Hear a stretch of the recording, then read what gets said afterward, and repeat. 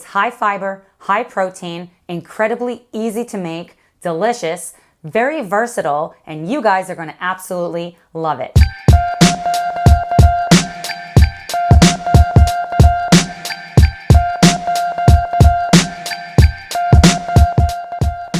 Hey guys, welcome back to my channel. If this is your first time here, my name is Tara, and whether you love to cook or you just love to watch videos about cooking, this is the channel for you.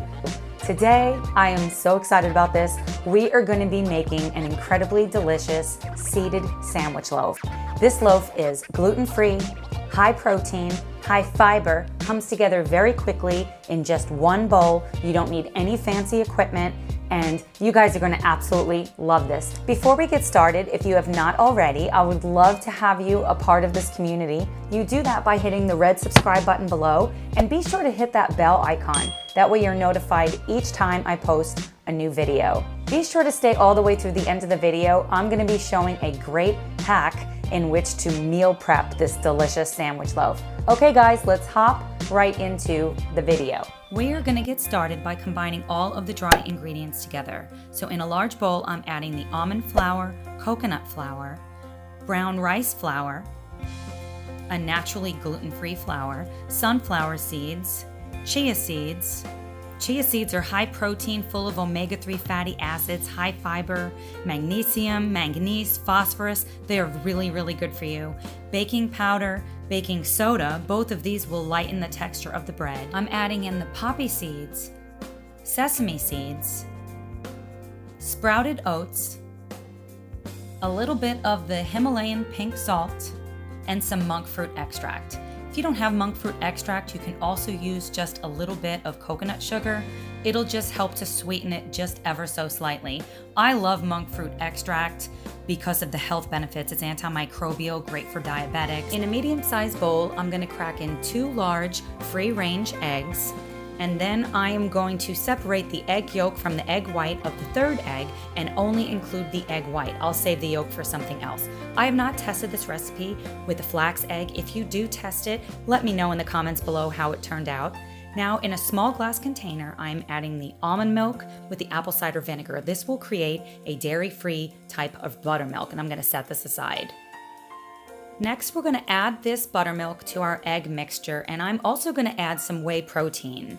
This is from the homemade yogurt that I make when I strain it into the Greek yogurt strainer. If you don't have anything like this, you can just add more almond milk. Now I've melted some coconut oil. I didn't show it here, but I'm pouring it in very slowly because I do not want, because it's hot, it to cook the eggs. Now we're gonna add the wet ingredients to the dry ingredients. We are really only looking to combine this together. It does not have to be super smooth. We just want to incorporate it all together. That's just about right.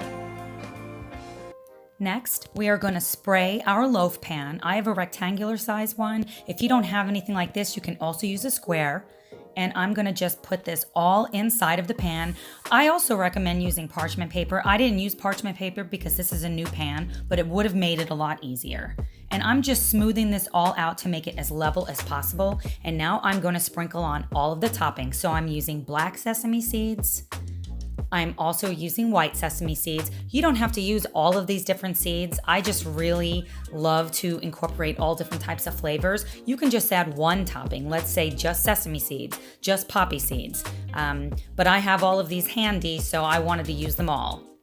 This recipe is very versatile, so feel free to make substitutions with different nuts and seeds, or you can even try almonds or walnuts or something else in there, whatever you have on hand. It's just so quick and easy and incredibly delicious. I'm also adding some hemp hearts to the top. I didn't put the hemp hearts inside of the bread, but I definitely wanted to add them up on top. Next, we're gonna bake this in our preheated oven for 35 to 40 minutes. Be sure to allow this bread to cool completely before slicing it. It'll just make it so much easier. I've let the bread cool for about 10 minutes in the pan. Now I'm putting a wire rack on top, flipping it over. This is a great hack to get it out of the pan. Look at that. Perfect. It is definitely time to slice this bread up. Look at this. Oh my goodness. This bread has the absolute best texture. Whether you want to make a sandwich out of this bread or just top it with some nut butter, you guys have got to try this. I promised you guys a really great meal prepping hack for this bread. So what I like to do is first allow it to cool completely, slice it into however many slices you want, the thickness that you want, and then I take a baking sheet, either lined with parchment paper or a silicone baking mat, and then in an individual layer, lay them out and stick it in the freezer. Once they're frozen, you can then take them off of the baking mat and stick them inside of either a reusable storage bag or a Ziploc freezer bag, and then you are good to go. Then, when you're ready for a delicious piece of bread, just take out however many slices you want, either pop them in the toaster, or you can just simply let them thaw at room temperature for maybe about 10-15 minutes. And this bread is so incredibly delicious. It travels well. You know that you're getting great nutrition. It's gonna fill you up without a sugar spike, and I cannot wait to hear what you guys think of it. If you liked today's video and want to see more like it, be sure to hit that like button and share this video with your friends, your family, your coworkers, or anyone else that you know that is interested in healthy but delicious recipes. Thanks so much for watching, and I will see you in the next video. Bye guys.